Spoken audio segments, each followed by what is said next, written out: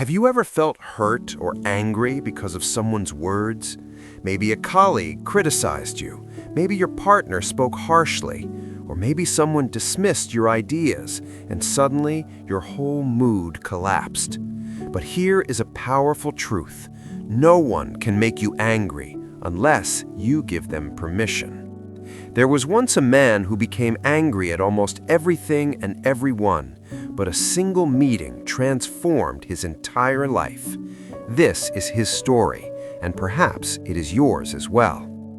Long ago, in a peaceful village near the mountains, lived a man named David.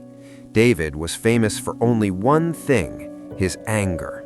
If his wife forgot to warm his tea, he shouted. If a goat wandered into his garden, he exploded. Even when neighbors chatted nearby, he yelled, "Can't you keep your voices down for even a moment?" David believed the world was the problem, not him. His wife, Sarah, often spoke softly. "David, why do you let such small things control your anger?" David snapped back. "People must learn manners. If they don't respect me, how can I remain calm?" He never realized that by reacting this way, he was handing his peace to everyone else. One summer morning, a wise teacher arrived in the village. He wore simple gray robes, and his face was calm like still water. He sat beneath an old oak tree near the fountain. People whispered, "He speaks very little, but his words reach deep into the heart." One afternoon, Sarah said, "David, go speak with the teacher. Maybe he can help you."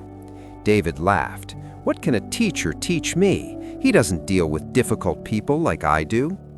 The next day, while David worked in his garden, a neighbor's daughter accidentally knocked over one of his planters. David lost control. He shouted so fiercely that birds flew away in fear. The girl ran home crying. That evening, David sat alone, his chest still burning. "Why do I always feel worse after shouting?" he whispered. That night, he couldn't sleep. Before sunrise, he walked toward the old oak tree. The teacher sat quietly, eyes closed, listening to the morning birds. David stood there awkwardly, unsure what to say. Finally, he spoke. "Teacher, I'm exhausted. People make me angry, and I can't stop it." The teacher opened his eyes and smiled gently. "Sit, my friend." The teacher asked, "When someone angers you, how long does that feeling remain?" David thought for a moment. "Sometimes an hour, sometimes the entire day." "And when the anger finally fades," the teacher asked, "how do you feel?" David sighed. "Empty, tired, sad." The teacher nodded. "Exactly. Anger burns the one who holds it, not the one it's directed at." The teacher picked up a cup of water. "This water is calm, but if I shake it, you can no longer see your reflection. That is what anger does to the mind. When it's disturbed, truth disappears." David asked, "So should I remain silent when people insult me?" The teacher smiled. "No, learn to respond, not react. There is a great difference. When someone throws mud at you, you can either catch it or step aside. The choice is always yours." The next morning, the teacher asked David to bring a pot of water and a handful of sand. "Now boil the water," said the teacher. As the water bubbled, he asked, "Can you touch it now?" David replied, "No, it's too hot." "That," said the teacher, "is anger. When emotions boil, peace becomes untouchable." He dropped sand into the pot. The sand makes the water dirty. That's what happens to the mind when you react. After pouring the water into a bowl, they waited. Slowly, the sand settled and the water became clear again.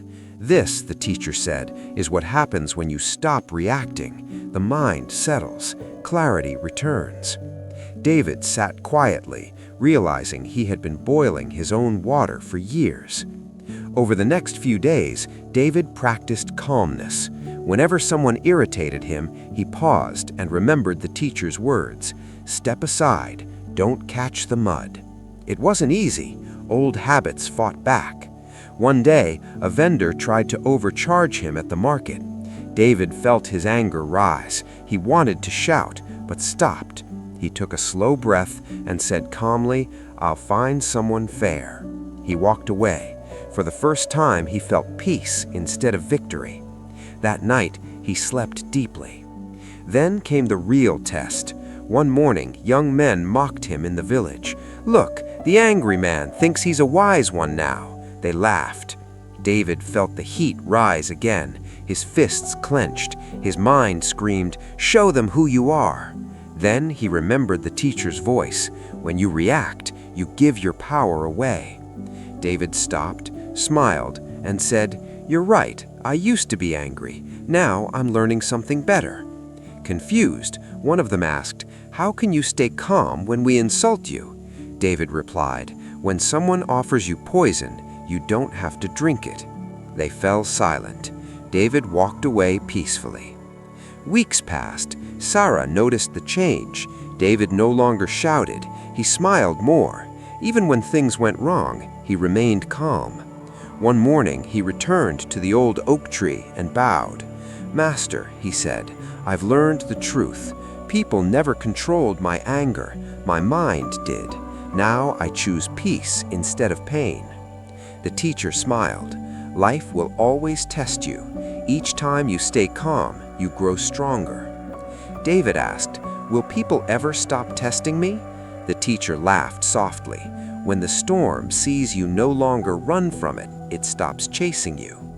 Years later, David became known as the calmest man in the village. People came to him for advice.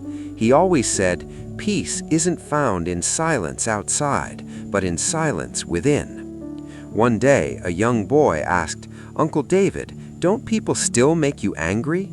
David smiled. "Sometimes they try, but when you stop reacting, their power disappears. You can't control the wind, but you can learn to sail."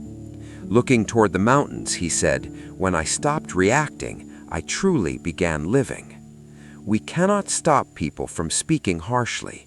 We cannot stop problems from appearing, but we can stop giving them the power to steal our peace. Every reaction is a choice. Every calm moment is strength. The one who controls his reaction controls his life. So the next time someone tries to disturb your peace, smile and whisper, "I won't catch the mud." You may not control the world, but you can control how you respond to it. True strength isn't shouting back, it's staying peaceful when the world tries to shake you. If this story touched your heart, don't forget to subscribe for more stories that inspire peace, strength, and growth, because every story here helps you become a better version of yourself.